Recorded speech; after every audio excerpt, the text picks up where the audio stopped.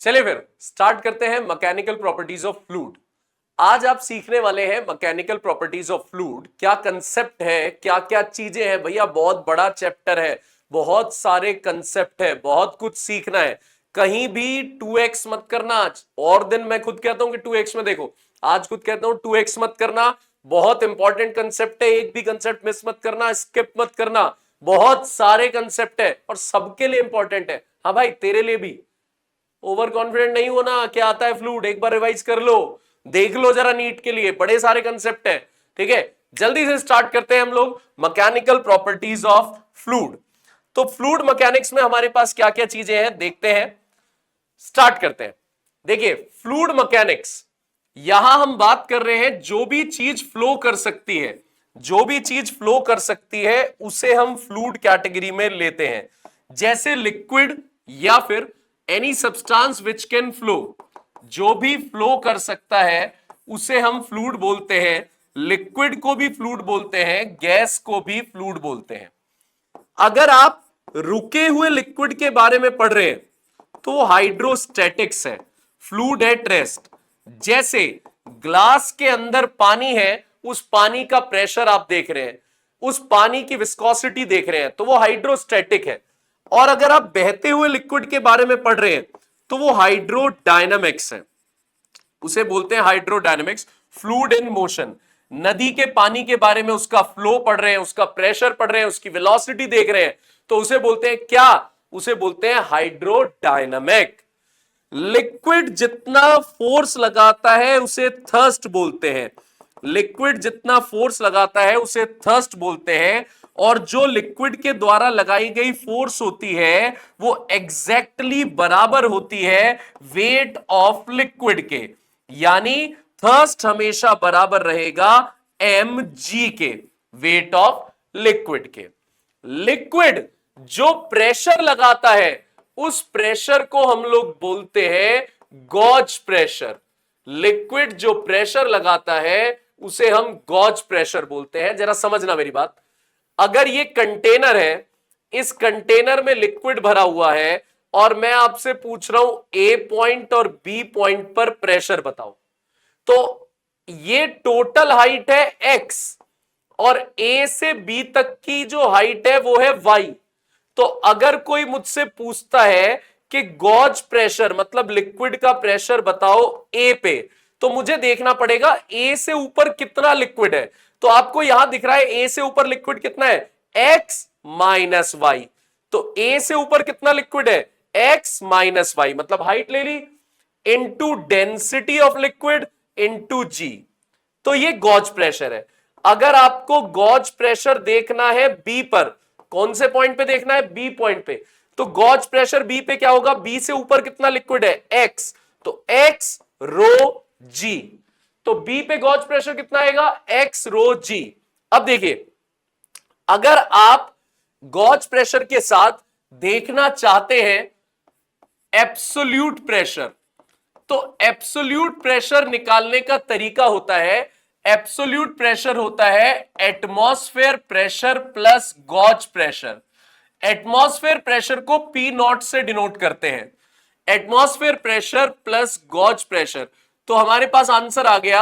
अगर आप पिछले पार्ट में ही देखना चाहते हो कि ए पे कितना एब्सोल्यूट प्रेशर है, तो मैंने पी नॉट लिख दिया एटमॉस्फेयर प्रेशर, और ए पे अभी आपने देखा था गॉज प्रेशर कितना था, एक्स माइनस वाई रो जी। अगर आपको एब्सोल्यूट प्रेशर देखना है बी पे, तो एटमॉस्फेयर प्रेशर लो, और बी से ऊपर हाइट कितनी थी, अभी बी से ऊपर हाइट कितनी थी, एक्स, तो आ गया एक्स रो जी, आ गया कितना, एक्स रो जी। ये एब्सोल्यूट प्रेशर हो गया पूरा, और गॉज प्रेशर ये इतना हो गया, ये इतना गॉज प्रेशर है, और पूरा क्या है, एब्सोल्यूट प्रेशर। यानी एब्सोल्यूट प्रेशर में क्या होता है, एटमॉस्फेयर का pressure plus gauge pressure. Atmosphere के प्रेशर की वैल्यू याद कर लो, 1.013 इंटू 10⁵ पास्कल, जिसे अप्रोक्सीमेटली 10⁵ पास्कल भी बोल देते हैं। इस 1.013 को 1 मान लेते हैं, ये भी बोलते हैं। टॉरिसली एक साइंटिस्ट था जिसने एटमॉस्फेयर का प्रेशर निकाला था। कैसे निकाला था अभी आगे डिस्कस करेंगे, टॉरिसली ने डिस्कस किया था एटमॉस्फेरिक प्रेशर। ठीक है, चलते हैं अगले कंसेप्ट की तरफ, हाइड्रोस्टैटिक पैराडॉक्स। हाइड्रोस्टैटिक पैराडॉक्स क्या कहता है ये समझो। सपोज मेरे पास ये 3 कंटेनर है और इन 3 कंटेनर के नीचे गॉज मीटर लगा हुआ है या गेज मीटर लगा हुआ है जो लिक्विड का प्रेशर मेजर करता है। तीनों कंटेनर के नीचे, ठीक है, आपके पास ये 3 अलग अलग शेप के कंटेनर है और नीचे गेज मीटर लगा हुआ है। तीनों में मैंने एक ही लिक्विड भर दिया, तीनों में मैंने एक ही लिक्विड भर दिया, ये मैंने तीनों में एक ही लिक्विड भर दिया, मतलब डेंसिटी सेम है और तीनों कंटेनर की शेप अलग है, लेकिन तीनों में जो हाइट भरा है वो मैंने सेम हाइट तक लिक्विड भर दिया। तो हाइड्रोस्टैटिक पैराडॉक्स कहता है ए पे, बी पे और सी पे लिक्विड के द्वारा लगाया गया गॉज प्रेशर सेम रहेगा। यानी हाइड्रोस्टैटिक पैराडॉक्स का कहना यह है कि लिक्विड के द्वारा लगाया गया प्रेशर शेप ऑफ कंटेनर पे डिपेंड नहीं करता, वो डिपेंड करता है कितनी हाइट तक लिक्विड भरा हुआ है, हाइट ऑफ लिक्विड कॉलम या डेंसिटी ऑफ लिक्विड। डेंसिटी तो सेम है तो प्रेशर भी क्या रहेगा, सेम रहेगा। ये हाइड्रोस्टैटिक पैराडॉक्स है। तो हाइड्रोस्टैटिक पैराडॉक्स क्या कहता है कि कभी भी लिक्विड के द्वारा लगाया गया प्रेशर किस पे डिपेंड नहीं करता, वो डिपेंड नहीं करता शेप ऑफ कंटेनर पे, वो खाली डिपेंड करता है हाइट ऑफ लिक्विड कॉलम पे। पास्कल्स लॉ, चलिए पास्कल्स लॉ समझते हैं। पास्कल्स लॉ का कहना यह है कि अगर ग्रेविटी का इफेक्ट आप हटा दो, नेग्लेक्ट कर दो, तो लिक्विड के द्वारा लगाया गया प्रेशर सेम रहेगा हर जगह, सेम एवरीवेयर। यानी सपोज ये एक स्फेरिकल कंटेनर है और इस स्फेरिकल कंटेनर के अंदर लिक्विड भरा हुआ है, आपने ग्रेविटी का इफेक्ट हटा दिया और इस पे आपने लगा दिए चार पाइप अलग अलग क्रॉस सेक्शन के। ये बड़ा पाइप लगा दिया, ये थोड़ा छोटा पाइप लगा दिया, ये और छोटा पाइप लगा दिया, ये थोड़ा ठीक ठाक पाइप लगा दिया। चारों में पिस्टन लगा दिए, पिस्टन इस तरीके से पिस्टन जिससे लिक्विड बाहर ना जाए, जैसे पिचकारी के अंदर वॉशर होता है, ठीक है, तो वही पिस्टन की बात हो रही है। लिक्विड भरा हुआ है तो अब ग्रेविटी नहीं है तो ये सारे पिस्टन्स को बाहर जाने से आपको रोकना पड़ रहा है, तो आपको बाहर से अंदर की तरफ क्या लगाना पड़ेगा, प्रेशर। तो आपको प्रेशर उतना ही लगाना पड़ेगा जितना लिक्विड प्रेशर लगा रहा है बाहर जाने के लिए। तो हर जगह आपको सेम ही प्रेशर लगाना पड़ेगा। इसका मतलब लिक्विड भी हर जगह प्रेशर क्या लगा रहा है, सेम। तो अगर ग्रेविटी का इफेक्ट नेग्लेक्ट कर देते हो तो प्रेशर क्या लगता है, सेम लगता है हर जगह। लेकिन अगर ग्रेविटी को आप इग्नोर नहीं कर रहे हो, ग्रेविटी अभी भी एग्जिस्ट कर रही है, तो हर जगह प्रेशर सेम नहीं होगा, फिर सेम लेवल पे सेम प्रेशर होगा। सेम लेवल पे सेम प्रेशर होगा, मतलब मेरे कहने का मतलब है अगर ये कंटेनर के अंदर लिक्विड भरा हुआ है और आप ग्रेविटी को नेग्लेक्ट नहीं कर रहे हो, ठीक है, तो ए पे जितना प्रेशर है उतना ही बी पे है अगर लेवल क्या है, सेम। लेकिन सी पे प्रेशर अलग होगा, सी का प्रेशर डी के बराबर होगा। ए और बी का प्रेशर सेम रहेगा, लेवल सेम है, और सी और डी का प्रेशर सेम रहेगा अगर आप क्या नहीं कर रहे, अगर आप ग्रेविटी को नेग्लेक्ट नहीं कर रहे। ठीक है भाई, बहुत टॉपिक है फ्लूइड में, आप देखते चलना, रिकॉल करते चलना, सारी चीजें, बड़े सारे टॉपिक हैं। पहला अभी आपने समझ लिया, जो भी चीज फ्लो कर सकती है उसे फ्लूइड बोलते हैं, जैसे लिक्विड और गैस। रुके हुए लिक्विड के बारे में पढ़ते हैं तो हाइड्रोस्टैटिक, बहते हुए लिक्विड के बारे में पढ़ते हैं तो हाइड्रोडायनामिक। लिक्विड जो फोर्स लगाता है उसे थर्स्ट बोलते हैं और थर्स्ट बराबर होता है वेट ऑफ लिक्विड के। लिक्विड जो प्रेशर लगाता है उसे बोलते हैं गॉज प्रेशर, और गॉज प्रेशर का फॉर्मूला होता है एच रो जी। एच होती है उस पॉइंट से ऊपर की हाइट, रो है लिक्विड की डेंसिटी और जी है एक्सेलरेशन ड्यू टू ग्रेविटी। इसके बाद लिक्विड, अगर गॉज प्रेशर में एटमॉस्फेयर का प्रेशर जोड़ दो तो वो बन जाता है एब्सोल्यूट प्रेशर। एटमॉस्फेयर के प्रेशर की वैल्यू होती है 1.013 इंटू 10⁵ पास्कल। उसके बाद लिक्विड के द्वारा लगाया गया प्रेशर कभी भी शेप ऑफ कंटेनर पे डिपेंड नहीं करता, वो डिपेंड करता है कितनी हाइट तक लिक्विड है, क्योंकि प्रेशर का फॉर्मूला क्या होता है, एच रो जी। तो भाई एच सब में सेम है, अगर सेम है सब में प्रेशर, मतलब हाइट सेम है, तो भैया आप जानते हो हाइट सेम है तीनों में, डेंसिटी सेम थी, जी सेम थी, तो भैया एरिया पे तो डिपेंड ही नहीं करा, एरिया पे तो डिपेंड ही नहीं करा, मतलब शेप पर डिपेंड ही नहीं करा। ठीक है, पास्कल लॉ कहता है कि अगर ग्रेविटी हटा दोगे तो हर जगह प्रेशर सेम है, लेकिन अगर ग्रेविटी रखोगे तो प्रेशर सेम लेवल पर सेम रहेगा, सेम लेवल पर प्रेशर सेम रहेगा।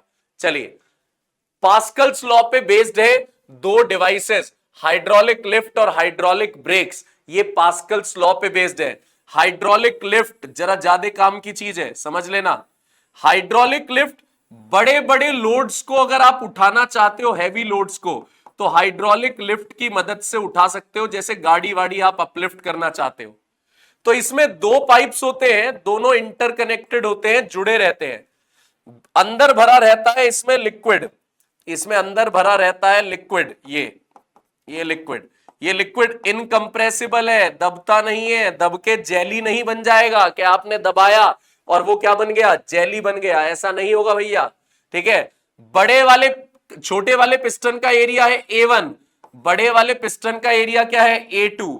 A1 जो है वो छोटा है एज कंपेयर टू A2। जिस लोड को उठाना है उस लोड को हमेशा बड़े पिस्टन पे रखना है, और छोटे वाले पिस्टन से आप लगाएंगे फोर्स अंदर की तरफ, तो ये पिस्टन जाएगा अंदर और ये पिस्टन यहां जाकर इस पे क्या लगा देगा, फोर्स ऊपर की तरफ, तो ये लोड ऊपर उठ जाएगा, ये लोड ऊपर उठ जाएगा। तो कंसेप्ट ये है, हाइड्रोलिक लिफ्ट पास्कल्स लॉ पे बेस्ड है। हाइड्रोलिक लिफ्ट में कम फोर्स लगाकर ज्यादा लोड उठा सकते हो, यानी जो इस लोड का वेट है वो बहुत ज्यादा है एज कंपेयर टू जितनी फोर्स हमने लगाई, यानी जो F1 है वो कम थी और वो जब यहां जाके पहुंची F2 वो ज्यादा हो गई। ऐसा कैसे, ये पास्कल्स लॉ पे बेस्ड है।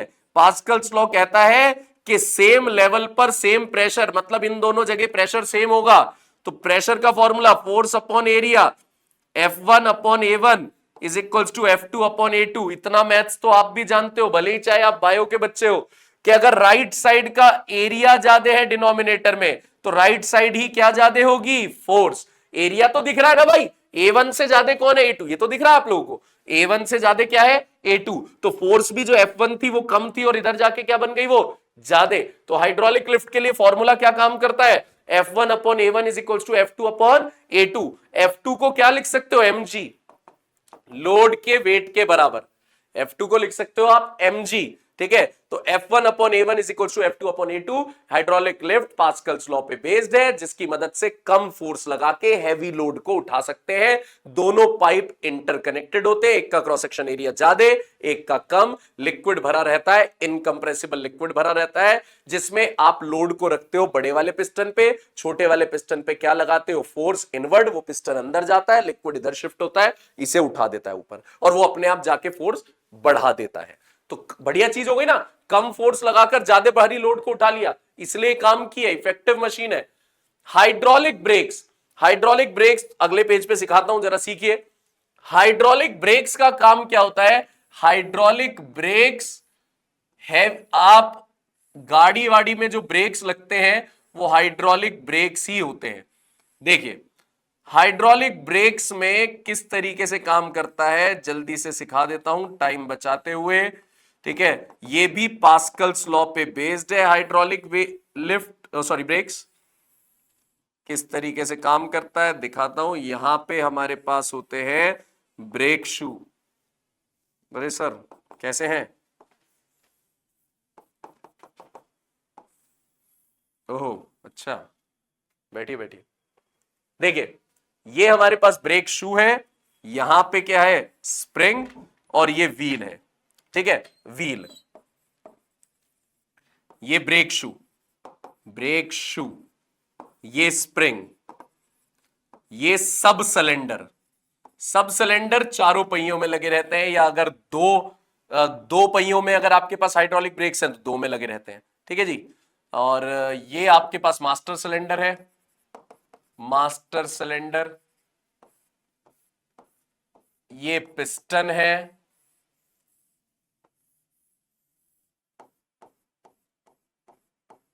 ये हमारे पास लीवर है, ये पैडल है, ये पिस्टन है, ये भी पिस्टन है, इसमें ब्रेक ऑयल डला रहता है, ब्रेक ऑयल।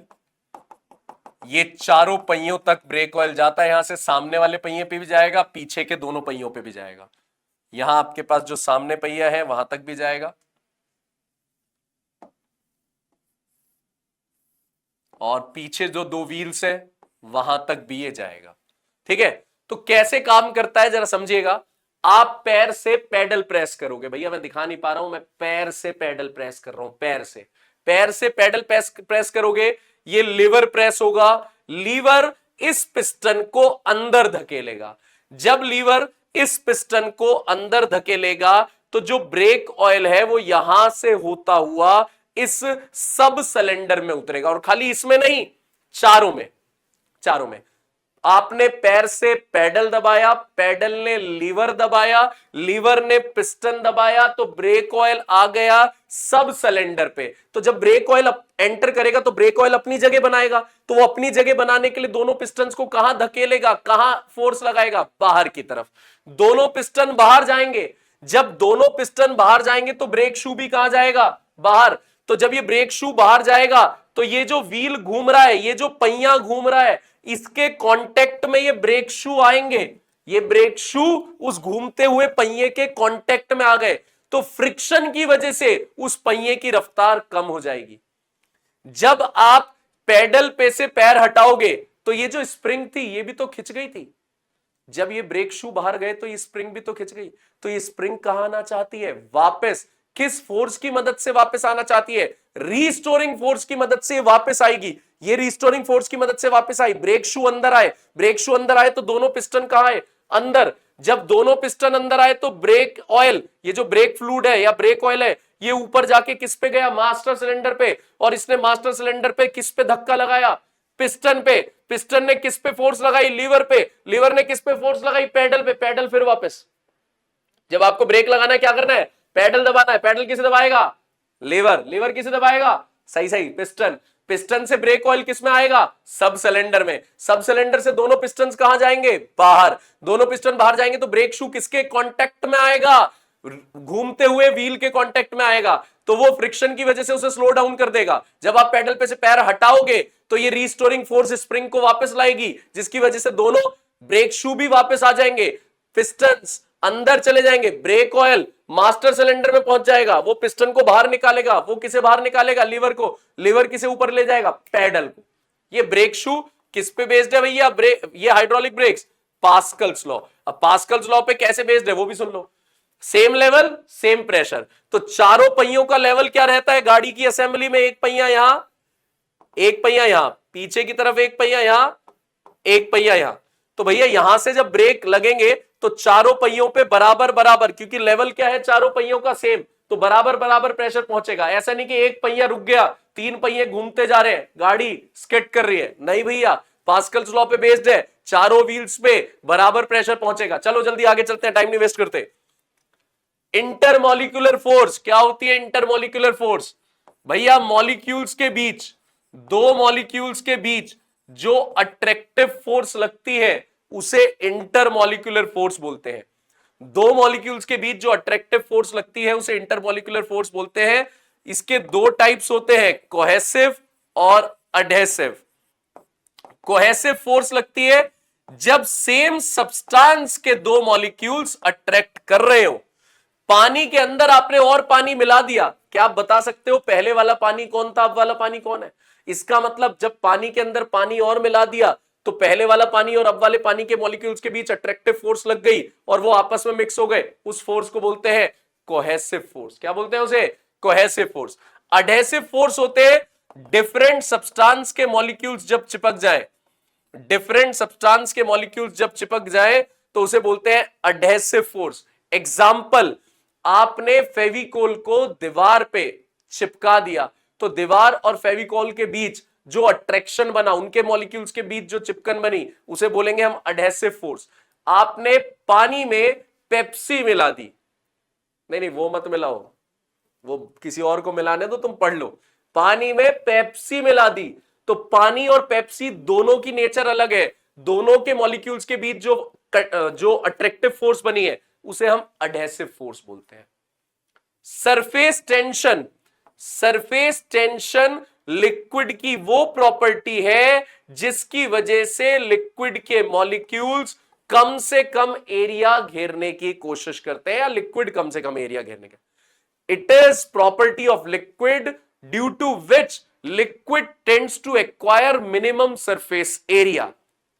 इस प्रॉपर्टी की वजह से लिक्विड कम से कम एरिया घेरना चाहता है, इसे बोलते हैं सरफेस टेंशन। सरफेस टेंशन की वजह से ही स्फेरिकल होती है ड्रॉप, क्योंकि हमने पढ़ा है स्फेयर का सरफेस एरिया सबसे कम होता है। स्फेयर का सरफेस एरिया क्या होता है? सबसे कम। इसलिए जब भी आप किसी ड्रॉप को देखोगे तो वो ड्रॉप हमेशा किस शेप की होगी? स्फेरिकल शेप की होगी, क्योंकि वो कम से कम एरिया घेरना चाहती है। और सबसे कम एरिया घेरने के लिए उसे कौन उस पे इंपेल करता है? उसे सरफेस टेंशन।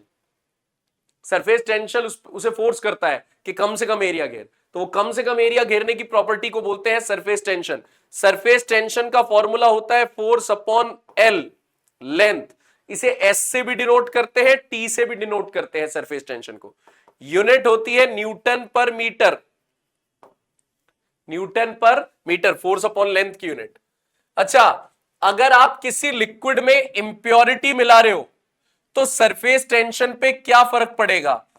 अगर इंप्योरिटी कंप्लीटली डिसॉल्व हो जाती है, अगर इंप्योरिटी पूरी तरीके से डिसॉल्व हो जाती है, आपने लिक्विड में कुछ ऐसा मिलाया जो पूरी तरीके से घुल गया, यानी आपने पानी के अंदर चीनी मिला दी, पूरी तरीके से डिसॉल्व हो गई, तो जो सरफेस टेंशन है वो बढ़ जाएगा, सरफेस टेंशन बढ़ जाएगा। लेकिन अगर आपने पार्शली डिसॉल्व मिला दी जो पूरी तरीके से डिसॉल्व नहीं हो पाई, तो सरफेस टेंशन डिक्रीज हो जाता है। इंप्योरिटी मिलाने से सरफेस टेंशन कम हो जाती है, यानी अब वो लिक्विड की प्रॉपर्टी कम हो गई मिनिमम एरिया घेरने की। लिक्विड चाहता है कम से कम एरिया घेरना, कम से कम सरफेस टेंशन की वजह से, तो आपने ऐसी चीज मिला दी जो पूरी घुल गई, तो और सरफेस टेंशन बढ़ गई, और ज्यादा वो चाहेगी कि कम से कम एरिया हो। लेकिन अगर आपने क्या कर दिया, पार्शली डिसॉल्व हो रही है, तो सरफेस टेंशन कम हो जाता है। अब देखो टेम्परेचर का क्या फर्क पड़ता है। अगर आप टेम्परेचर बढ़ा दोगे तो लिक्विड की सरफेस टेंशन कम हो जाएगी, अगर आप टेम्परेचर बढ़ा दोगे तो लिक्विड की सरफेस टेंशन क्या हो जाएगी? कम हो जाएगी। आपको यह याद रखना है। चलिए अब मैं बताता हूं आपको, पानी के अंदर एक निडल पड़ी है जिसकी लेंथ है एल। सुनना जरा, थोड़ा यही बना रहा हूं मैं, टाइम बचा रहा हूं। पानी के अंदर निडल पड़ी है जिसकी लेंथ है एल, तो उसे पानी से बाहर निकालने के लिए, पानी से बाहर निकालने के लिए कितनी एक्सेसिव फोर्स आपको चाहिए? बड़ा इंपॉर्टेंट कंसेप्ट है, सुन लो।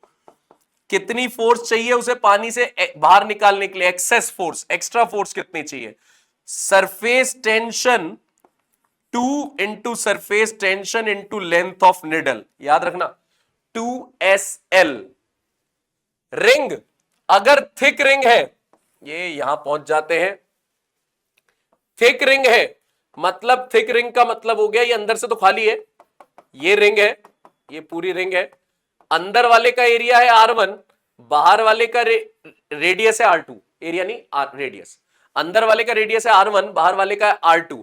तो कितनी एक्सेसिव फोर्स चाहिएगी इसे, कितनी एक्सेसिव फोर्स चाहिएगी आपको इसे क्या करने के लिए? इसे बाहर निकालने के लिए।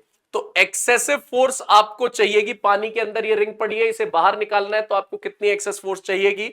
तो आपके पास फॉर्मूला हो जाएगा सरफेस टेंशन इंटू 2 पाई R1 प्लस 2 पाई R2, 2 पाई R1 प्लस 2 पाई R2, दोनों की मैंने सरकमफेरेंस ले ली।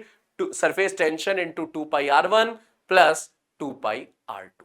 चलिए इसके बाद मैं बात कर रहा हूं थिन रिंग, पतली रिंग है भाई, पतली रिंग है मतलब इतना मोटी रिंग नहीं है, सरकमफेरेंस लगभग बराबर है, तो आपके पास कितनी एक्सेसिव फोर्स चाहिएगी उसे बाहर निकालने के लिए? आपको एक्सेसिव फोर्स लगेगी 4 पाई R इंटू एस, 4 पाई R इंटू एस, इतनी आपको एक्सेसिव फोर्स लगेगी बाहर निकालने के लिए। याद रखिएगा, भूलेगा मत, इतनी एक्सेसिव फोर्स लगेगी उसे बाहर निकालने के लिए।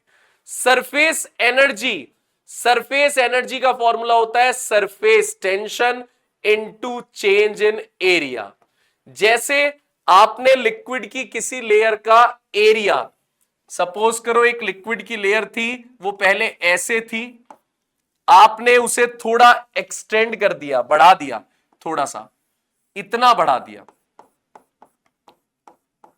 इतना बढ़ा दिया, A B C D extra है, तो सरफेस एनर्जी कितनी होगी? Surface energy actually work done होता है टू इंक्रीज एरिया, एरिया बढ़ाने के लिए किया गया वर्क डन, और सरफेस एनर्जी बराबर होती है सरफेस टेंशन, इसे थोड़ा ठीक से लिख देते हैं, सरफेस टेंशन इनटू जितना एरिया में चेंज आया है।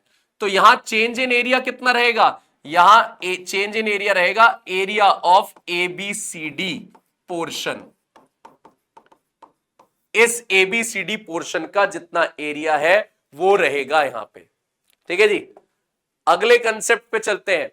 Excess pressure. एक्सेस प्रेशर होता है एक्स्ट्रा प्रेशर।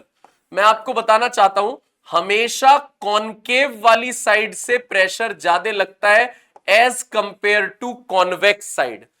कॉनकेव पे जो प्रेशर लग रहा है वो ज्यादा होगा हमेशा as compared to convex. Liquid की कॉनकेव वाली साइड से प्रेशर, यहां कॉनकेव है देखो, तो ऊपर से जो प्रेशर लग रहा है वो ज्यादा होगा, और नीचे से कॉन्वेक्स है तो ये कम होगा। हमेशा P1 ज्यादा होगा P2 से, और इन दोनों में जो डिफरेंस है उसी को बोलते हैं एक्सेस प्रेशर। तो एक्सेस प्रेशर लिक्विड ड्रॉप या एयर बबल का कितना होता है वो बताना है। देखिए, नॉर्मल बबल जो होता है उसका रेडियस है R, उसका रेडियस है R, तो उस पे एक्सेस प्रेशर कितना लगता है? उस पे एक्सेस प्रेशर लगता है 2s अपॉन R। एस है surface tension, 2s upon R ये एक्सेस प्रेशर लगता है। लेकिन सोप बबल, जो सोप बबल होता है उसमें 2 लेयर्स होती हैं लिक्विड की। हाँ, सोप बबल में, साबुन के बुलबुल में 2 फिल्म्स होती है। कैसे? अंदर हवा होती है, पहले तो हवा को रोकने के लिए लिक्विड की एक फिल्म आती है L1, फिर साबुन होता है सोप, फिर साबुन को रोकने के लिए लिक्विड की दूसरी फिल्म आती है L2। नॉर्मल बबल में एयर होती है और बाहर लिक्विड की एक लेयर आती है L1, लेकिन सोप बबल में कितनी लेयर्स होती है? 2, L1 और L2। अंदर एयर और सोप होता है L1 और L2 के बीच में। तो जब 2 लेयर्स है तो यहां एक्सेस प्रेशर डबल हो जाता है, 4s upon R, 4s upon R। Meniscus की बात करते हैं अब। मेनिस्कस, मेनिस्कस बोला जाता है लिक्विड की अपर लेयर की शेप को, shape of upper layer of liquid, upper layer of liquid. अब आप कहोगे भैया लिक्विड की अपर लेयर तो हमेशा सीधी होती है, लिक्विड की अपर लेयर सीधी होती है। अगर आप बड़े बर्तन में लिक्विड को देख रहे हो तो हमेशा सीधी होगी, लेकिन जिसका क्रॉस सेक्शन एरिया कम है, जैसे जैसे टेस्ट ट्यूब, पिपेट, ब्यूरेट, जिनका क्रॉस सेक्शन एरिया कम है, स्ट्रॉ, उसमें कभी भी लिक्विड की जो लेयर है वो प्लेन नहीं नजर आएगी। ज्यादातर लिक्विड की कॉनकेव नजर आती है, मरकरी जैसे लिक्विड की नजर आती है कॉन्वेक्स, किसी की भी प्लेन नजर नहीं आती। बड़े बर्तन में सब कैसे नजर आएंगे? प्लेन, लेकिन पतले जिनका क्रॉस सेक्शन एरिया कम है उसमें आपको मेनिस्कस पता लगता है। तो मेनिस्कस होती है shape of upper layer of liquid in container of very small cross section area. ठीक है, तो मेनिस्कस जो होते हैं वो हमारे पास होते हैं 3 तरह के। पहला मेनिस्कस होता है कॉनकेव, ये रहा कॉनकेव मेनिस्कस, इस तरह का। कॉनकेव मेनिस्कस जो बना है इसमें रिस्पॉन्सिबल क्या है? कौन सी फोर्स ज्यादा है, अडेसिव या कोहेसिव? आप ऐसे याद कर लो, ये जो लिक्विड है ये किससे चिपकने चला गया? ग्लास से। बीच में खाली हो गया, ग्लास से चिपकने चला गया। इसका मतलब लिक्विड ने किसकी तरफ अट्रैक्शन दिखाया है? ग्लास की तरफ। अपने भाइयों को छोड़कर चला गया, अपने भाई की भाई से फोर्स, यानी कौन सी बताई थी थोड़ी देर पहले? Cohesive force, same substance. और लिक्विड की ग्लास के साथ फोर्स अडहेसिव फोर्स। तो आपको साफ दिख रहा है ये किससे चिपकने चला गया, ये ग्लास से चिपकने चला गया। यानी कौन सी फोर्स ज्यादा है भाई, अडहेसिव फोर्स ज्यादा है as compared to cohesive force. किसमें, कॉनकेव मेनिस्कस में। ये वाटर इसका एग्जाम्पल हो गया, ज्यादातर लिक्विड कॉनकेव ही होते हैं। कॉन्वेक्स मेनिस्कस, कॉन्वेक्स मेनिस्कस ये हो गया, ये हो गया कॉन्वेक्स मेनिस्कस। कॉन्वेक्स मेनिस्कस में आप देखो यहां गड्ढा हो गया, यानी इस जगह दिख रहा है आपको, इस जगह कह रहा हूं मैं, इस जगह ये अपने भाइयों को छोड़कर नहीं भागा है, बल्कि ये तो बीच में मजबूत हो गया, बीच में यानी अपने भाइयों की तरफ गया। इसने ग्लास का साथ छोड़ा है, ग्लास का, ग्लास के साथ लिक्विड की फोर्स, दो अलग अलग चीजें हैं, ग्लास और लिक्विड। तो कौन सी फोर्स होगी, अडहेसिव। तो इसका मतलब यहां अडहेसिव फोर्स कमजोर पड़ गई, तभी ये ग्लास को छोड़ के भाग गया। कौन सी फोर्स ज्यादा है, कोहेसिव फोर्स। एग्जाम्पल क्या है इसका, मरकरी, मरकरी इसका एग्जाम्पल है, ठीक है। और एक और मेनिस्कस होता है, प्लेन मेनिस्कस। आपको पता है प्लेन मेनिस्कस तो किसी में होता ही नहीं, कॉनकेव वाटर में होता है, कॉन्वेक्स मरकरी में होता है, प्लेन मेनिस्कस किसी में नहीं होता। आइडियल लिक्विड के लिए बोलते हैं ये, आइडियल लिक्विड। बड़े बर्तन में सभी प्लेन नजर आते हैं, पतले बर्तन में नहीं। अडहेसिव फोर्स बराबर किसके है, कोहेसिव फोर्स के। एंगल ऑफ कांटेक्ट, अब ये एंगल ऑफ कांटेक्ट क्या चीज है जरा ध्यान दीजिएगा। एंगल ऑफ कांटेक्ट क्या होता है, ये देखिए, ये कैसा मेनिस्कस है, कॉनकेव, बिल्कुल सही बोल रहे हैं, कॉनकेव मेनिस्कस। मेनिस्कस के बना दो टेंजेंट, उस टेंजेंट का एंगल देखो कंटेनर की दीवार के साथ, इसे बोलते हैं एंगल ऑफ कांटेक्ट। मेनिस्कस के बना दो क्या, टेंजेंट, उस टेंजेंट का एंगल देखो किसके साथ, कंटेनर की दीवार के साथ, इसे एंगल ऑफ कांटेक्ट बोला जाता है। यानी कॉनकेव मेनिस्कस में, कॉनकेव मेनिस्कस में जो एंगल ऑफ कांटेक्ट है वो 90 से छोटा है, मतलब एक्यूट है, मतलब एक्यूट है। वहीं अगर बात चल रही है कौन से मेनिस्कस की, कॉन्वेक्स, कॉन्वेक्स मेनिस्कस ऐसा होता है, तो आप क्या बना दोगे कंटेनर के साथ, यहां पे आपने क्या बना दिया, यहां पे आपने बना दिया टेंजेंट। अब इस टेंजेंट का एंगल देखना है कंटेनर की दीवार के साथ अंदर से, हर बार अंदर से देखते हैं लिक्विड की तरफ से, तो ये जो थीटा बन रहा है ये 90 से ज्यादा बड़ा बन रहा है, यानी ये ऑब्ट्यूज है, ऑब्ट्यूज। ये था एक्यूट। तो कॉनकेव मेनिस्कस में, कॉनकेव मेनिस्कस में एंगल ऑफ कांटेक्ट क्या होता है, कॉनकेव मेनिस्कस में एंगल ऑफ कांटेक्ट होता है 90 से छोटा, कॉन्वेक्स में 90 से बड़ा। वहीं अगर बात करें प्लेन मेनिस्कस में, तो क्या रहेगा भैया प्लेन मेनिस्कस में, बिल्कुल सही बोल रहे हो, टेंजेंट बना दो प्लेन मेनिस्कस की एरी, इसका एंगल कंटेनर के साथ, तो कितना रहता है ये थीटा, 90, एग्जैक्ट 90 आएगा। चलिए अगले टॉपिक की तरफ चलते हैं, capillary tube, ascent formula, descent formula. Capillary tube fine glass tube है जिसका नीचे से ऊपर तक बोर यूनिफॉर्म है, छेद यूनिफॉर्म है, ऊपर से नीचे तक सेम छेद है, फाइन पतली सी कैपिलरी ट्यूब होती है, ऊपर से नीचे तक छेद यूनिफॉर्म रहता है। कैपिलरी ट्यूब को आपने ऐसे कंटेनर में डुबा दिया जिसके अंदर कॉनकेव मेनिस्कस वाला लिक्विड था, तो उसमें लिक्विड ऊपर चढ़ जाएगा, कैपिलरी ट्यूब के अंदर लिक्विड लेवल से ऊपर चला जाएगा, दिख रहा है आपको, लेवल से ऊपर चला गया, इसे बोलते हैं capillary rise, capillary rise.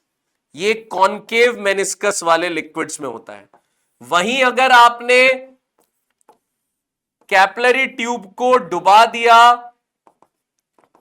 Convex meniscus वाले लिक्विड में, कॉन्वेक्स जैसे कि मरकरी, कॉन्वेक्स में डुबा दिया, तो लिक्विड ऊपर नहीं जाएगा भैया, नीचे आ जाएगा, इसे बोलते हैं कैपिलरी फॉल, इसे बोलते हैं कैपिलरी फॉल।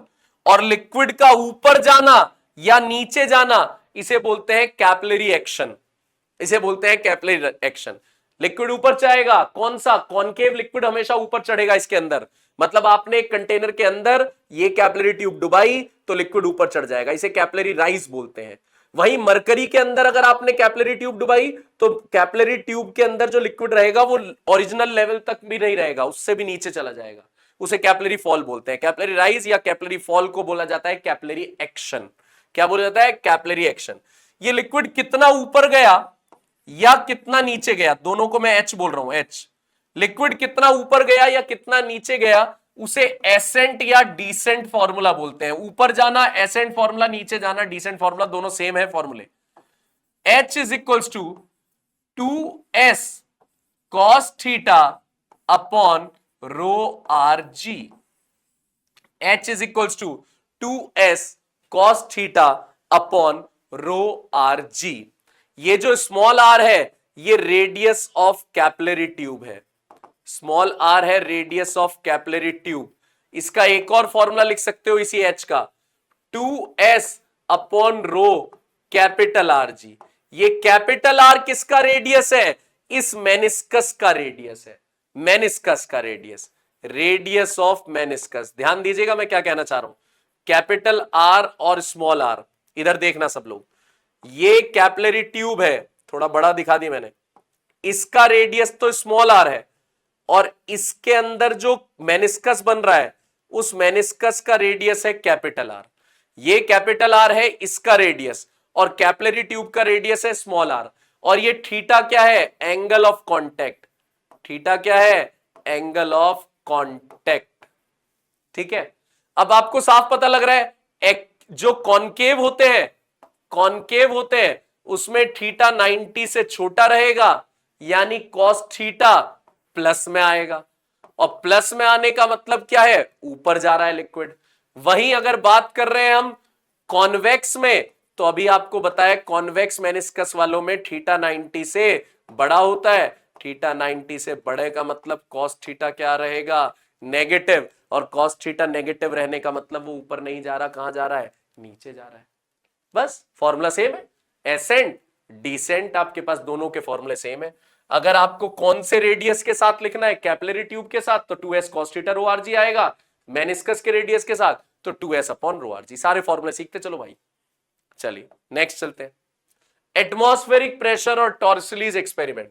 आपको बताया था मैंने एटमॉस्फेरिक प्रेशर अभी पीछे बताया था, जिसकी वैल्यू ये होती है 1.013 इंटू 10 की पावर 5 पास्कल, जिसे लगभग 10 की पावर 5 पास्कल भी बोलते हैं। इसे निकालने वाले साइंटिस्ट का नाम था टॉरिसली। टॉरिसली ने एक कंटेनर में मरकरी भर ली थी, कंटेनर में मरकरी, एक ग्लास ट्यूब के अंदर उन्होंने मरकरी भर ली थी, उसके मुंह पर लगा दिया था अंगूठा। ग्लास ट्यूब के अंदर मरकरी भर ली थी और उसके मुंह पे लगा दिया था अंगूठा। ये ग्लास ट्यूब है, इसके अंदर मरकरी फुल कर दी और इसके मुंह पे लगा दिया अंगूठा। अब इसे उल्टा किया तो गिरेगा तो नहीं ना, मरकरी गिरेगी नहीं क्योंकि अंगूठा लगा हुआ है। अब इसे इसके अंदर डुबा के अपना अंगूठा हटा दिया उन्होंने। जब उन्होंने अंगूठा हटा दिया तो सोचने वाले तो ये सोच रहे थे कि भैया सारी की सारी मरकरी कहां उतर जाएगी? इस कंटेनर के अंदर उतर जाएगी। लेकिन मरकरी एक लेवल पे जाके रुक गई, 76 सेंटीमीटर पे जाके मरकरी रुक गई। टेढ़ा करके देखा, टेढ़ा करके देखा, तब भी मरकरी कहां नहीं गई? टेढ़ा करके देखने पर भी मरकरी नीचे नहीं गई, 76 सेंटीमीटर पे रुकी रही। ऐसा क्यों? क्योंकि जो जगह खाली हो गई, हर खाली जगह में कौन आना चाहता है? एटमॉस्फेयर। हर खाली जगह में कौन आना चाहता है? एटमॉस्फेयर। और एटमॉस्फेयर के पास आने के रास्ते कितने थे? एक मिनट बता रहा हूं। एटमॉस्फेयर के पास आने का कौन सा रास्ता था? ये था रास्ता। और इसी रास्ते से कौन बाहर निकल रही थी? इसी रास्ते से ये मरकरी बाहर आना चाहती थी। जिस रास्ते से एटमॉस्फेयर अंदर जाना चाह रहा था उसी रास्ते से मरकरी बाहर आना चाह रही थी। इसका मतलब जितना प्रेशर 76 सेंटीमीटर मरकरी बाहर आने के लिए लगा रही है, उतना ही प्रेशर एटमॉस्फेयर अंदर जाने के लिए लगा रहा था। इसका मतलब अगर आपको एटमॉस्फेयर का प्रेशर निकालना है, एटमॉस्फेयर, तो क्यों ना 76 सेंटीमीटर ऑफ मरकरी का प्रेशर निकाल दो। Hg मतलब मरकरी। तो टॉरिसली ने कंटेनर में मरकरी भर ली, ग्लास ट्यूब में मरकरी भरी, उसके मुंह पे अंगूठा लगाया, उल्टा किया, इसके अंदर डुबा दिया। जैसे ही हाथ हटाया मरकरी का लेवल थोड़ा सा नीचे गया, फिर और नीचे नहीं गया, 76 सेंटीमीटर पे रुक गया। इसका मतलब वो ये मरकरी नीचे आना चाह रही है और यहां से क्या जाना चाह रहा है, एटमॉस्फेयर। तो एटमॉस्फेयर उतना ही प्रेशर लगा रहा है जितना 76 सेंटीमीटर कौन लगा रहा है, मरकरी। तो अगर आपको एटमॉस्फेयर का प्रेशर निकालना है तो मरकरी का प्रेशर निकाल दो। मरकरी लिक्विड है, लिक्विड का प्रेशर होता है एच रो जी, ठीक है जी, एच रो जी मरकरी का प्रेशर। तो एटमॉस्फेयर का प्रेशर आ गया मेरे पास, मरकरी का प्रेशर 76 सेंटीमीटर, ये कर दिया। डेंसिटी मरकरी की 13.6 इंटू 10 की पावर 3, 13,600 डेंसिटी होती है मरकरी की, इंटू जी, जी की वैल्यू 9.8, सॉल्व करके आ गया 1.013 इंटू 10 की पावर 5 पास्कल। ये मरकरी को लेकर हमने सॉल्व किया था, ठीक है। टॉर्सली ने मरकरी को लेकर पहली बार एटमॉस्फेयर का प्रेशर निकाला था। चलिए आगे चलते हैं। Flow of liquid, types of energy, चलिए देखते हैं। लिक्विड के फ्लो बेसिकली तो दो ही होते हैं, स्ट्रीमलाइन और टर्बुलेंट, लेकिन हम उसे डिवाइड कर देते हैं स्ट्रीमलाइन, लेमिनार, टर्बुलेंट। स्ट्रीमलाइन क्या होता है, स्ट्रीमलाइन फ्लो होता है जब हर मॉलिक्यूल अपने से पहले वाला, हर पार्टिकल अपने से पहले वाले पार्टिकल को फॉलो करता है। मैं अब मेरे आगे बहुत सारे बच्चे जा रहे हैं, कोई बच्चा इधर मुड़ा, उसके पीछे वाला भी इधर मुड़ गया, उसके पीछे वाला भी उधर, उसके पीछे, तो सारे बच्चे उस तरफ मुड़ गए और सेम वेलोसिटी से मुड़ गए, तो हर कोई एक दूसरे को फॉलो कर रहा है, तो उसे बोलते हैं स्ट्रीमलाइन फ्लो, जिसमें हर कोई पार्टिकल अपने से प्रीवियस पार्टिकल का पाथ और वेलोसिटी फॉलो करता है, उसे स्ट्रीमलाइन फ्लो बोलते हैं। लेमिनार फ्लो होता है layer wise flow, basically layer wise flow, ठीक है। बहुत सारी लेयर्स हैं, इन लेयर्स के फ्लो को अगर आप कंडक्ट करते हैं तो that is laminar flow, layers का फ्लो। बेसिकली हर लेयर एक स्ट्रीमलाइंड है, ये एक के पीछे एक जा रहे हैं, ये एक के पीछे एक जा रहे हैं, ये तो बहुत सारे स्ट्रीमलाइंड्स को आप देख रहे हो, बहुत सारे स्ट्रीमलाइंड्स को अगर आप देख रहे हो तो वो बन जाता है लेमिनार। तो लेमिनार एक अलग से कोई फ्लो नहीं है, वो बहुत सारे स्ट्रीमलाइंड्स का क्लस्टर है। टर्बुलेंट, तीसरा flow, turbulent flow. Turbulent flow क्या है, लिक्विड के रास्ते में अगर कोई बैरियर आ जाए तो लिक्विड वहां पे ऐसे घूमने लगता है, टर्बुलेंस बनाने लगता है, जैसे नदी में पिलर होता है ब्रिज का, उस ब्रिज के आसपास, पिलर के आसपास सारा पानी घूमने लगता है, दैट इज टर्बुलेंट। वहां पे व्हाइट वाटर रैपिड्स हो जाते हैं, मतलब पानी व्हाइट सा हो जाता है, झाग से बन जाते हैं, फॉर्मी वाटर, फॉर्म सी बन जाती है फॉर्मी वाटर, तो उसे व्हाइट वाटर रैपिड्स भी बोलते हैं। टाइप्स ऑफ एनर्जी आप जानते हो, kinetic energy half mv square, potential energy mgh। अब प्रेशर एनर्जी भी जान लो, pressure energy pressure into volume, pressure into volume, liquid पे होती है pressure energy, pressure into volume. हम जल्दी जल्दी इसलिए पढ़ रहे हैं भाई, हम 4 मई के लिए पढ़ रहे हैं, हम सिलेबस नहीं पढ़ रहे पूरे साल भर का कि हम आराम से एक एक टॉपिक पे टाइम लगाए, नहीं, 4 मई के लिए पढ़ रहे हैं हम, सारी चीजें, सारे फॉर्मूले बस सारे एक साथ रिवाइज करके गैदर करना चाह रहे हैं, सारे फॉर्मूले जो हमारे क्वेश्चंस निकले और निकलेंगे, सारे निकलेंगे, मार्क माय वर्ड्स। अब तक जिन्होंने वीडियोस फॉलो करी है, किसी भी वीडियो में ऐसा नहीं हुआ कि पीवाईक्यू में कोई अलग कंसेप्ट लग रहा हो, मैंने सारे फॉर्मूले जो दिए उसी से पीवाईक्यू सॉल्व होते हैं सारे, कोई मिस नहीं हो रहा। फॉलो करो, सीरीज बड़ी लाजवाब चल रही है तैयारी के लिए, देखते जाओ। बर्नौलिस थ्योरम, भाई बर्नौलिस थ्योरम क्या कहता है कि अगर कोई आइडियल लिक्विड स्ट्रीमलाइन मैनर में फ्लो कर रहा है, मतलब स्ट्रीमलाइन क्या होता है, हर कोई एक दूसरे को फॉलो कर रहा है पार्टिकल, अगर कोई आइडियल लिक्विड स्ट्रीमलाइन मैनर में फ्लो कर रहा है तो total energy per unit mass या total energy per unit volume हर क्रॉस सेक्शन पे सेम रहेगा उस लिक्विड का। क्या कहना चाहता हूं, सपोज ये आपके पास एक पाइप है, इसके अंदर से आइडियल लिक्विड फ्लो कर रहा है स्ट्रीमलाइंड मैनर में, आइडियल लिक्विड फ्लो कर रहा है स्ट्रीमलाइंड मैनर में, तो जितनी total energy per unit mass यहां पे थी लिक्विड की, या total energy per unit volume यहां पे थी लिक्विड की, same amount of total energy per unit mass या total energy per unit volume इस बी पॉइंट पर भी होगी। जितनी यहां थी उतनी ही यहां होगी। तो बर्नौलीज थ्योरम क्या कहता है, कैसा लिक्विड होना चाहिए, आइडियल, किस मैनर में फ्लो करना चाहिए, स्ट्रीमलाइन मैनर में। तो टोटल एनर्जी मास पर यूनिट मास या total energy per unit volume same रहेगा हर जगह। Formula P plus half rho v square plus rho g h is constant. कैसे आया फॉर्मूला, मैंने तीनों एनर्जी ली और उन्हें वॉल्यूम से डिवाइड कर दिया। देखो पीछे आपने तीनों एनर्जी पढ़ी थी, अगर मैं इसे वॉल्यूम से डिवाइड कर दूंगा तो मास अपॉन वॉल्यूम क्या बन जाएगा, डेंसिटी। तो ये बन जाएगा हाफ रो वी स्क्वायर। अगर इसे वॉल्यूम से डिवाइड कर दूंगा तो ये बन जाएगा रो जी एच, और अगर इसे वॉल्यूम से डिवाइड कर दूंगा तो ये बन जाएगा पी। तो अभी पीछे मैंने यही तो किया है, P plus half rho v square plus rho g h constant. P plus half rho v square plus rho g h constant. ये बर्नौलीज थ्योरम इंपॉर्टेंट फॉर्मूला है, याद रखना।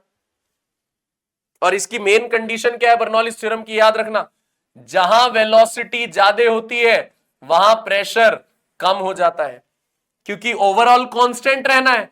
तो वेलोसिटी बढ़ेगी तो प्रेशर क्या हो जाएगा, कम, जिससे ओवरऑल क्या रहे, कांस्टेंट। अगर मुझे 10 रुपए चाहिए, ए और बी से मिला के 10 चाहिए, इसने 5 दिए इसने 5 दिए तब भी 10 है।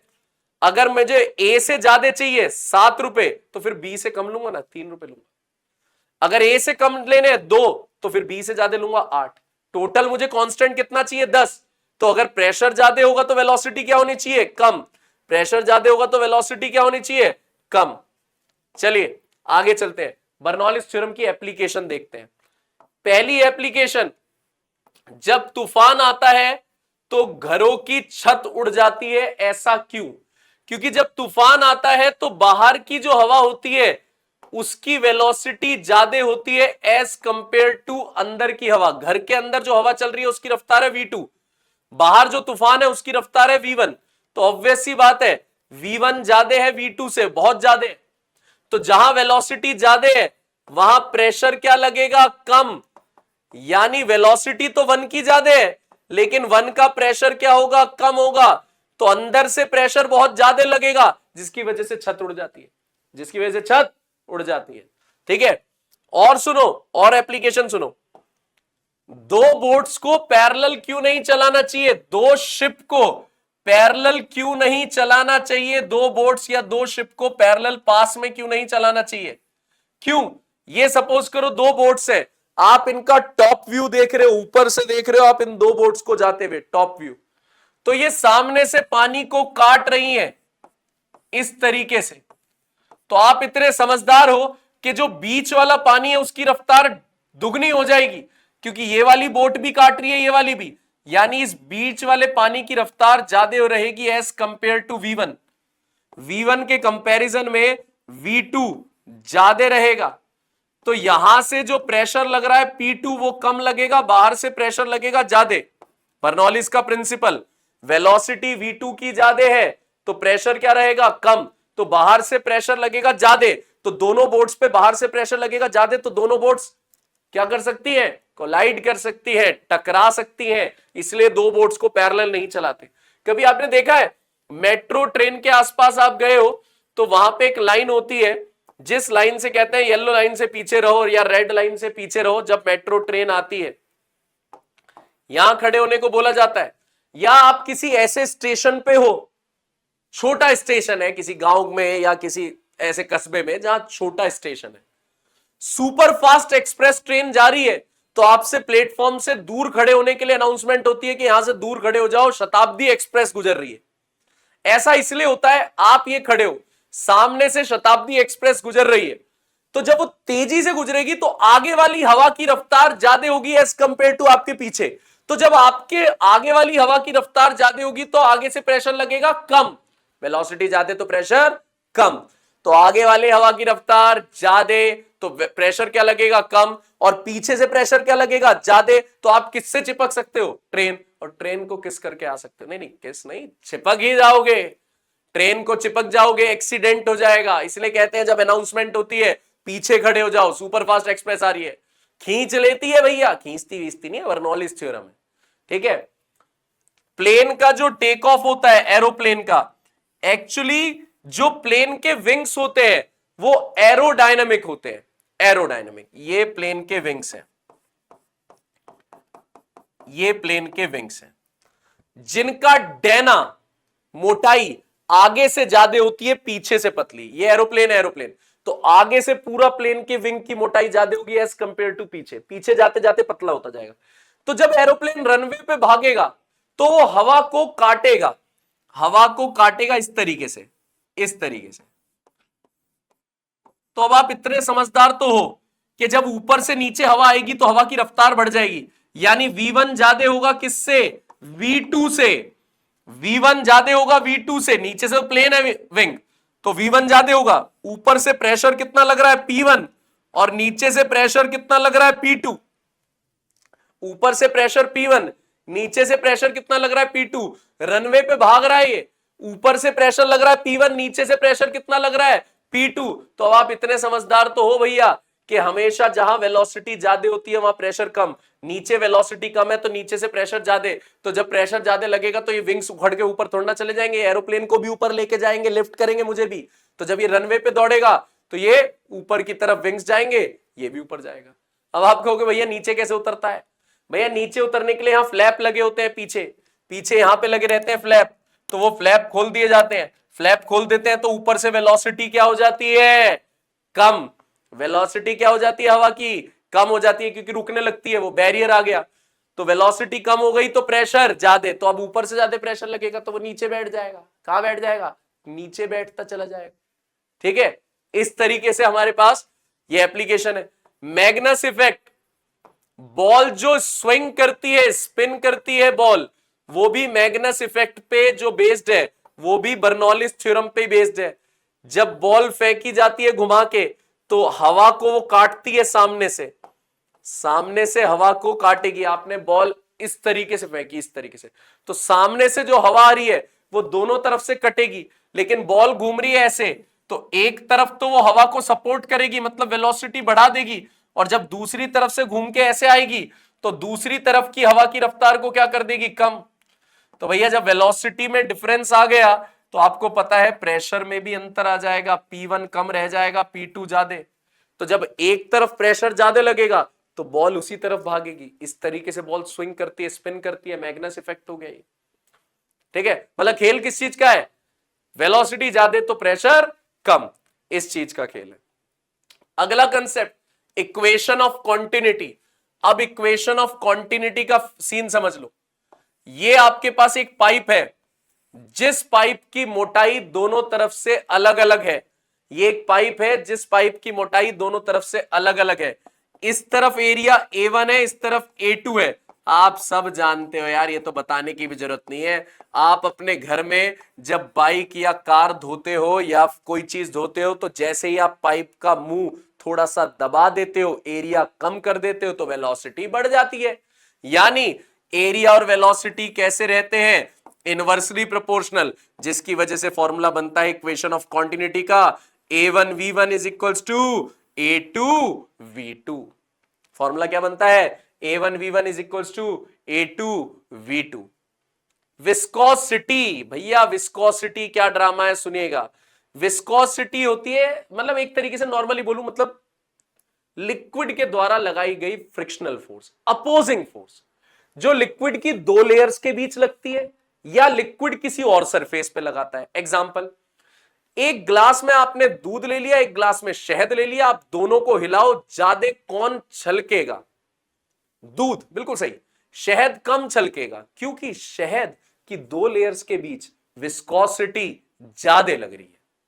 शहद की दो लेयर्स के बीच विस्कोसिटी ज्यादा लग रही है, वहां दो लेयर्स की है। अब आप दूध नीचे गिर दो, गिरना नहीं चाहिए, गलत बात है, मैं एग्जांपल दे रहा हूं, दूध नीचे गिर दो, शहद नीचे गिर दो, तो कौन ज्यादा तेजी से फ्लो करेगा, हाँ हाँ सही, दूध। शहद क्यों नहीं करेगा, क्योंकि अब शहद और सरफेस के बीच क्या लग गई, शहद और सरफेस के बीच विस्कोसिटी लग गई। तो विस्कोसिटी लिक्विड की दो लेयर्स के बीच भी लग सकती है, या लिक्विड और किसी और सरफेस के बीच भी लग सकती है। एक, हाँ, लेकिन विस्कोसिटी के लिए कम से कम एक बॉडी लिक्विड होनी चाहिए, या तो दोनों लिक्विड हो या एक लिक्विड और एक कोई और बॉडी हो, तो विस्कोसिटी बोलते हैं। विस्कोसिटी, देखिए ये लिक्विड की दो लेयर्स हैं जिनके बीच का सेपरेशन dx है। अब आप कहोगे लिक्विड की दो लेयर्स का सेपरेशन कहां होता है, एक के ऊपर एक होते हैं, बहुत ही माइन्यूट लेवल पे, माइक्रोस्कोपिक लेवल पे सेपरेशन कितना है, dx। जब आप इसे हिलाओगे हमेशा ऊपर वाले की वेलोसिटी ज्यादा होती है एज कंपेयर टू नीचे। आपको पता है जैसे जैसे नीचे जाते जाते हैं प्रेशर बढ़ता जाता है। आपको बताया था प्रेशर का फॉर्मूला क्या होता है, एच रो जी। हाइट हमेशा कहां से देखते हैं, लिक्विड की ऊपर से। तो ए के लिए तो खाली इतनी हाइट है, बी के लिए इतनी और सी के लिए इतनी। तो सबसे ज्यादा प्रेशर कहां होगा, नीचे। प्रेशर ज्यादा होगा तो वेलोसिटी कम। इसलिए नदी में नीचे वाला पानी शांत होता है, उसकी रफ्तार कम होती है क्योंकि उस पर प्रेशर क्या पड़ता है, ज्यादा। बर्नौलीज का प्रिंसिपल, ठीक है। तो ऊपर वाले की वेलोसिटी ज्यादा क्यों रहती है, क्योंकि ऊपर वाले पे खाली एटमॉस्फेयर का प्रेशर है। नीचे वाले की वेलोसिटी कम इसलिए है क्योंकि नीचे वाले पे प्रेशर ज्यादा है, उस पे एटमॉस्फेयर का प्रेशर है प्लस लिक्विड का भी प्रेशर है ना, तो ज्यादा प्रेशर है इस पे, ठीक है। तो बात चल रही थी यहां विस्कोसिटी की। तो दो लेयर्स के बीच जो विस्कस फोर्स होती है या विस्कस ड्रैग होता है, उसका फॉर्मूला होता है minus eta A dv by d x.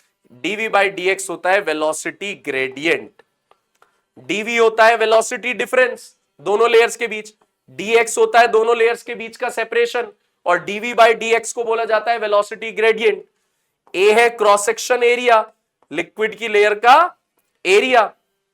नीटा होता है कोफिशिएंट ऑफ विस्कोसिटी, जिस लिक्विड का ये विस्कोसिटी ज्यादा होता है उस लिक्विड की क्या ज्यादा होती है, बिल्कुल सही, उस लिक्विड की विस्कस फोर्स ज्यादा लगती है। समझ रहे हो, समझ रहे हो, विस्कस फोर्स ज्यादा लगती है, ठीक है।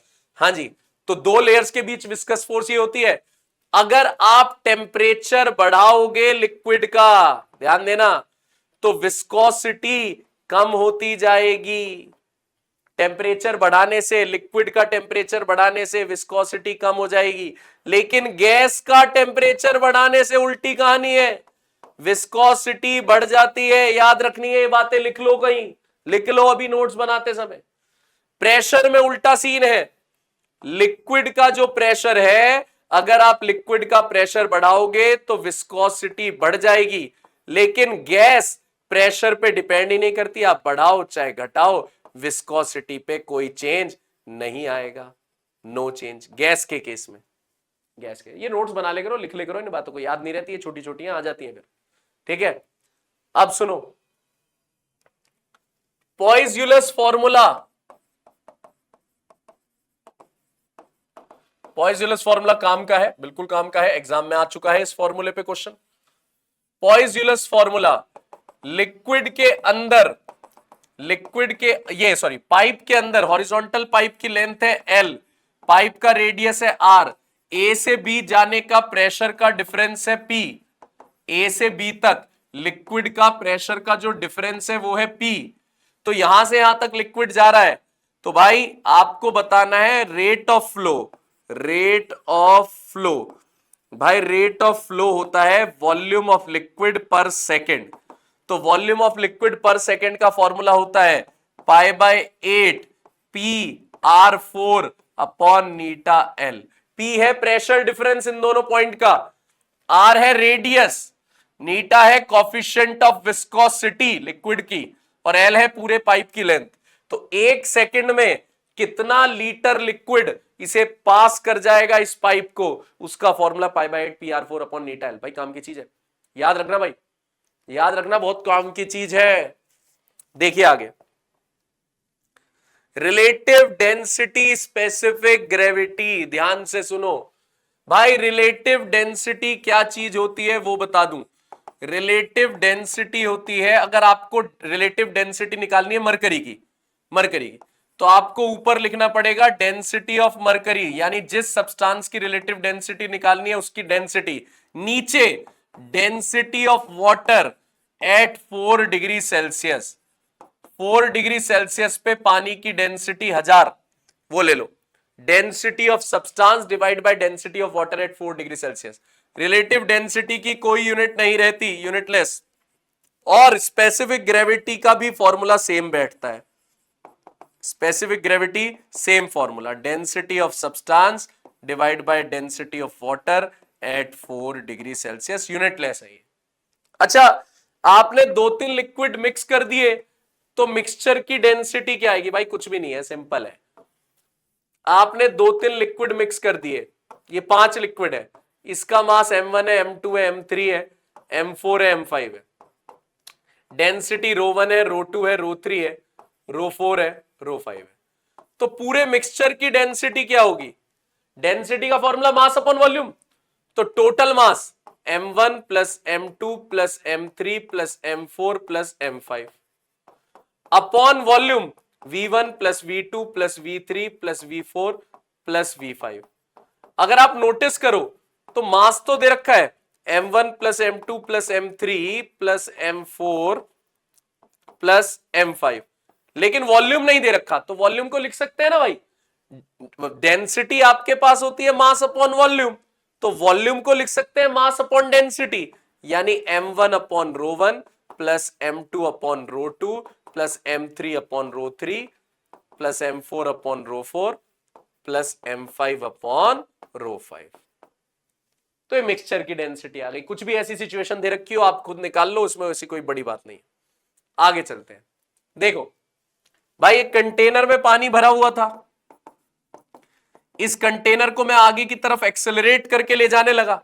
तो जब एक्सेलरेट करके आगे ले जाऊंगा तो पानी कहां जाएगा? पीछे, क्योंकि पानी पे फोर्स लगेगी पीछे, तो ऐसा हो जाएगा टेढ़ा, इस तरीके से। कितने एंगल पे टेढ़ा हो गया? थीटा।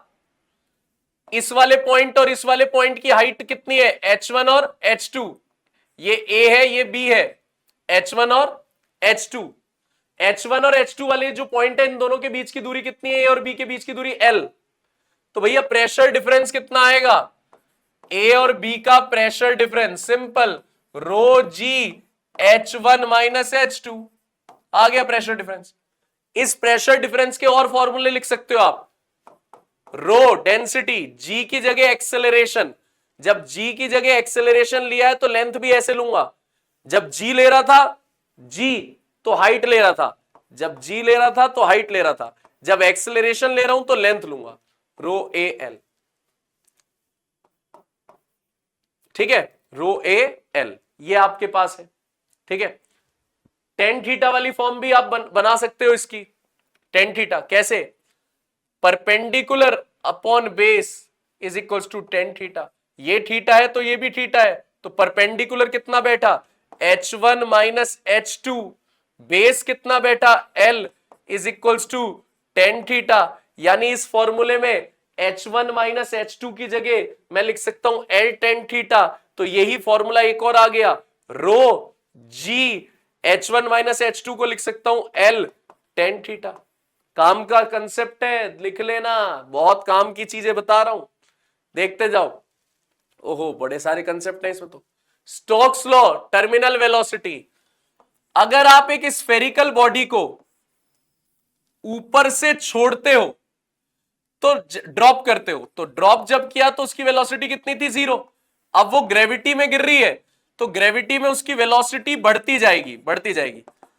लेकिन जैसे ही जाके वो लिक्विड पे गिरेगी, जैसे ही जाके वो लिक्विड पे गिरेगी, उसकी वेलोसिटी कम होगी, उसे नीचे की तरफ खींच रहा होगा उसका वेट, लेकिन उसे नीचे जाने से रोक रही होगी विस्कस फोर्स, विस्कस फोर्स, और उसे नीचे से जाने से रोक रही होगी अपथस्ट। थस्ट क्या होता है? लिक्विड जो फोर्स लगाता है, और अपथस्ट ऊपर की तरफ फोर्स लगा रहा है। अपथस्ट को बायंसी भी बोलते हैं, बायंड फोर्स। जब आप लिक्विड को हटाकर लिक्विड में अपनी जगह बनाते हो, तो जो लिक्विड हटा है वो अपनी जगह दोबारे से रीएक्वायर करने के लिए आप पर ऊपर की तरफ फोर्स लगाएगा। सपोज करो ये कंटेनर में लिक्विड था, आपने एक बॉडी को रख दिया, तो उस बॉडी ने किसे हटाया? उस बॉडी ने लिक्विड को हटा दिया। ठीक है, तो जो लिक्विड हटा है, वो सारा लिक्विड नहीं, जो लिक्विड हटा है वो अपनी जगह दोबारे से एक्वायर करने के लिए नीचे से फोर्स लगाएगा, जिसे अपथस्ट या बायंड फोर्स बोला जाता है। और वो बराबर किसके होता है? वेट ऑफ डिस्प्लेस्ड लिक्विड के। किसके? वेट ऑफ डिस्प्लेस्ड लिक्विड के, डिस्प्लेस्ड लिक्विड। हाँ, तो दोबारा लौटते हैं स्टोक्स लॉ पे। जब आपने स्फेरिकल बॉडी को ऊपर से छोड़ा तो उसकी रफ्तार 0 थी, नीचे जाते जाते वेलोसिटी बढ़ने लगी, नीचे जाते जाते वेलोसिटी बढ़ने लगी। लेकिन जैसे ही जाके वो गिरी किस पे? जैसे ही जाके वो गिरी लिक्विड में, तो उसकी रफ्तार कम हुई। उसकी रफ्तार कम किसने करी? विस्कस फोर्स ने और अपथस्ट ने। विस्कस मतलब अपोज करने वाली फोर्स, जो उसके मोशन को नीचे जाने से अपोज कर रही है, रगड़ खा रहा है। कौन? लिक्विड। लिक्विड किसके साथ रगड़ खा रहा है? स्फेरिकल बॉडी के साथ। और अपथस्ट, जो लिक्विड हटा है वो अपनी जगह वापस जा रहा है। उसके बाद ये जो बॉल है ये नीचे चली जाती है कांस्टेंट वेलोसिटी से, यानी फिर ना इसकी वेलोसिटी बढ़ती ना घटती, कांस्टेंट वेलोसिटी से नीचे डूब जाती है। उस कांस्टेंट वेलोसिटी को बोलते हैं टर्मिनल वेलोसिटी, अंतिम रफ्तार।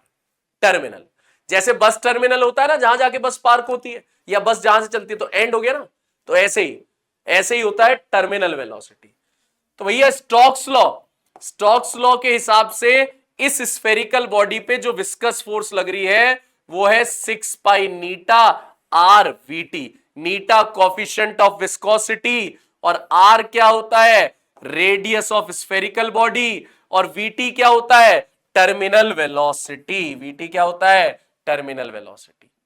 तो जब भी स्फेरिकल बॉडी नीचे डूबती जाती है तो उसकी टर्मिनल वेलोसिटी का फॉर्मूला याद कर लो, 2/9 नीटा R square g sigma minus rho. Confuse मत होना, बहुत जगह आप रो माइनस सिग्मा लिखा देखोगे। ये सिग्मा बॉडी की डेंसिटी है और रो लिक्विड की डेंसिटी है। डेंसिटी ऑफ बॉडी रो है density of liquid, density of liquid. तो ये टर्मिनल वेलोसिटी होती है 2/9 नीटा आर स्क्वायर जी। ठीक है, स्टोक्स लॉ टर्मिनल वेलोसिटी हो गई। अब चलते हैं Torricelli's theorem, Reynolds number, critical velocity, इन सब पे देखो। टॉर्सलीज थ्योरम, अगर आपने कंटेनर में छेद कर दिया, ऑरिफिस बोलते हैं इस छेद को, कंटेनर में आपने छेद कर दिया ऑरिफिस, तो उस छेद से लिक्विड बाहर आएगा। लिक्विड जिस रफ्तार से बाहर आएगा उसे बोलते हैं velocity of efflux. Velocity of efflux बराबर वही होती है, अगर आप किसी बॉडी को ऊपर से छोड़ते हो तो उसकी रफ्तार कितनी होती है फ्री फॉल करते हुए? √2gh। वही रफ्तार होती है इस वेलोसिटी ऑफ एफ्लक्स की। इससे ऊपर कितना लिक्विड है? h। इससे नीचे कितना लिक्विड है? h2। तो वेलोसिटी ऑफ एफ्लक्स होती है √2gh। वेलोसिटी ऑफ एफ्लक्स कितनी होती है? √2gh, ऊपर वाली हाइट। ये लिक्विड इस ऑरिफिस से निकलते हुए बी तक कितने टाइम में पहुंचेगा? ए से बी तक कितने टाइम में पहुंचेगा? √2h/g। लेकिन यहां h2 आएगा, यहां √2h2/g आएगा। जब रफ्तार निकाल रहे थे तो √2gh। ये टॉर्सलीज थ्योरम चल रही है, टॉर्सलीज theorem.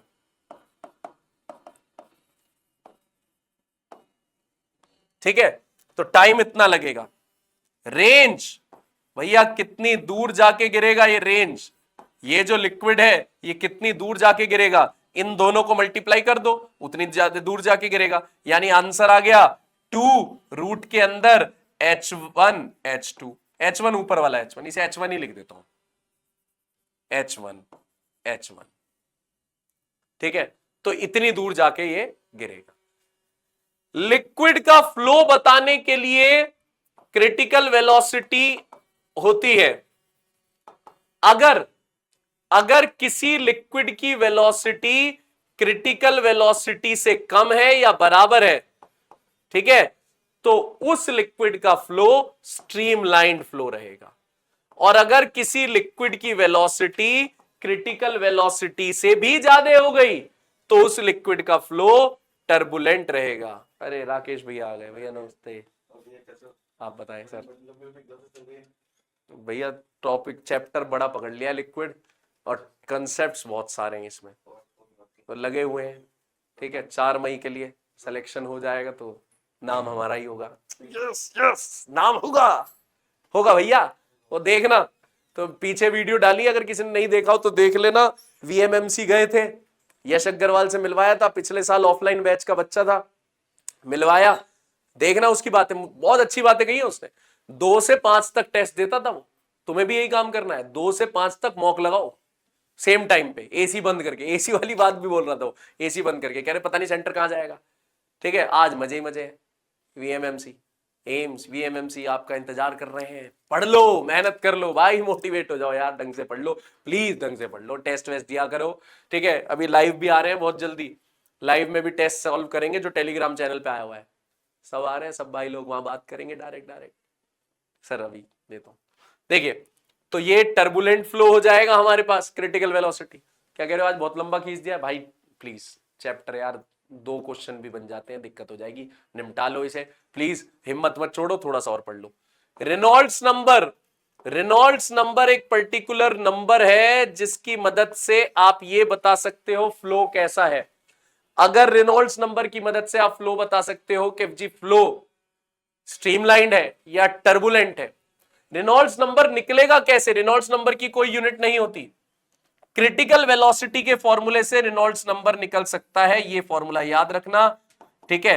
Critical velocity is equals to coefficient of viscosity, NR है रेनॉल्ड्स नंबर, रो है डेंसिटी ऑफ लिक्विड, डी है डायामीटर ऑफ पाइप। लिख ले करो, ये बहुत बढ़िया बढ़िया चीजें बता रहा हूं मैं आपको, ठीक है, जो आपने 11th में कभी पढ़ी नहीं है, ठीक है, ऐसी ऐसी चीजें याद रखना।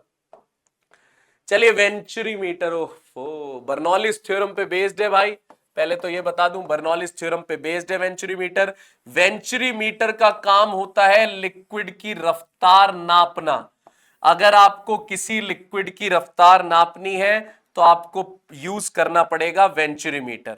आप क्या करोगे मैं बताऊं कैसा होता है, डमरू जैसा दिखता है ये वेंचुरी मीटर, और इस वेंचुरी मीटर में नीचे यू शेप की ट्यूब लगी रहती है, इस तरीके से देखते जाओ जरा, यू शेप की ट्यूब लगी रहती है इस तरीके से, ठीक है। और इस ट्यूब के अंदर मरकरी भरी रहती है, एक बार मरकरी भर लूं, थोड़े अलग कलर की भर देता हूं, मरकरी भरी रहती है, अभी तो मरकरी का लेवल सेम है ना। अब जिस लिक्विड की रफ्तार आपको नापनी है उस लिक्विड को आप इस वेंचुरी मीटर से पास कराते हो, देखते जाना, जिस लिक्विड की रफ्तार आपको नापनी है आप उसे इस वेंचुरी मीटर से पास कराते हो। भाई देखो दिखने में कैसा है, डमरू जैसा होता है ये इस तरीके से, और नीचे ये भरा रहता है मरकरी। अब आप समझदार हो कि भाई एक बात सोचो, ये मरकरी जो है ये इसके अंदर भी, ये जो लिक्विड है आपका, लिक्विड जिसकी रफ्तार नापनी है, वो इस यूट्यूब के अंदर भी तो टपक जाएगा, यूट्यूब के अंदर। लेकिन आप जरा मुझे सोच के बताओ, एरिया A1 ज्यादा है या A2? इस साइड का एरिया ज्यादा है, इस साइड, ये तो साफ देखते ही बन रहा है।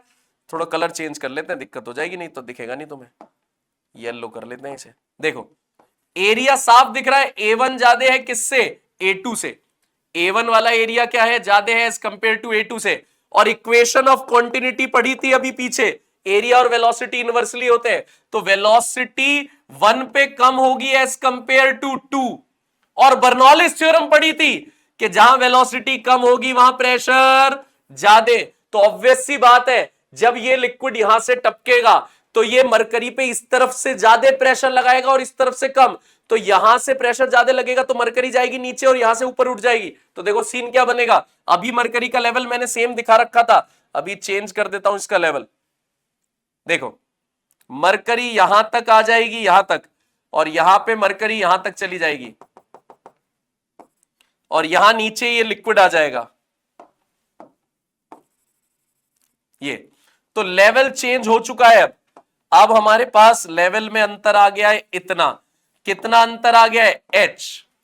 मरकरी के लेवल में अंतर आ गया है, मरकरी का लेवल यहां से जो पहले बिल्कुल बराबर लेवल पे था वो लिक्विड टपकने की वजह से ऐसा हो गया। लिक्विड का प्रेशर अलग क्यों है आपको पता है, एरिया अलग है, एरिया अलग है तो वेलोसिटी अलग है, और वेलोसिटी अलग होता है तो प्रेशर भी क्या होता है, अलग।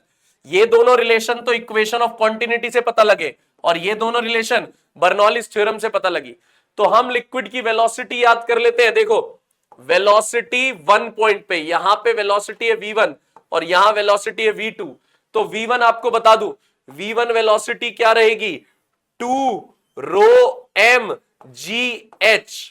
भाई ये क्या लिखा है मैंने, रो m है मरकरी की डेंसिटी और h है हाइट का डिफरेंस, डिवाइड बाय रो जिस लिक्विड की आप वेलोसिटी नाप रहे हो वो, bracket A1 square upon A2 square minus 1। बस इतना सा फॉर्मूला याद करना है। क्या कह रहे हो, इतना सा ही है? हाँ भाई याद तो करना पड़ेगा। 2 रो एम जी एच, ठीक है। रो एम किसका, मरकरी, और जीएच, ये एक तरीके से प्रेशर हो गया ना, 2 टाइम्स ऑफ प्रेशर। ये रो क्या हो गया, ये डेंसिटी हो गई, किसकी डेंसिटी, लिक्विड की। A1 एरिया इधर का, A2 इधर का। अब क्या कह रहे हो, V2 पे वेलोसिटी क्या होगी, अबे भाई वो तो निकाल सकते हो यार, कैसे, A1 V1 is equals to A2 V2। तो जब V1 आपको पता है, एरिया 1 का पता है, एरिया 2 का पता है, तो क्या V2 नहीं निकाल सकते। इसलिए फॉर्मूला सिर्फ एक ही याद रखना, V1। तो भैया आज थोड़ा सा ज्यादा हो गए क्योंकि चैप्टर बड़ा था, सारे कंसेप्ट आपके पास कवर हो गए हैं। ये फ्लूइड मैकेनिक्स से रिलेटेड सारे कंसेप्ट आपने कवर कर लिए हैं, बहुत ढंग से पढ़ लेना भाई, सारी चीज कवर करिए, कोई छोड़ी नहीं है, जिससे आपकी 4 मई की तैयारी पूरी बढ़िया रहे। सारी चीज, सारी लिमिटेशन, एप्लीकेशन सब कुछ कर दिए। ओके भैया, पढ़ते रहो ढंग से 4 मई के लिए। और ऐसे ही हमारे चैनल पे और भी सीरीज चल रही है, केमिस्ट्री की चल रही है, बायो की चल रही है। अगर कोई जेई वाला दोस्त हो तो बता दो, मैथ्स की बहुत बढ़िया सीरीज चल रही है। 4 मई के लिए पढ़ते रहो, टेस्ट देते रहो, टेलीग्राम पे आते रहेंगे। टेलीग्राम पे बहुत सारे असाइनमेंट्स भी आए हुए हैं, उन्हें भी लगाते रहो। पीवाईक्यू सीरीज चल रही है, मिलते हैं नेक्स्ट क्लास में जिसमें हम करने वाले हैं किसके, लिक्विड के पीवाईक्यू। तब तक के लिए अपना ध्यान रखो, बाय देन बाय।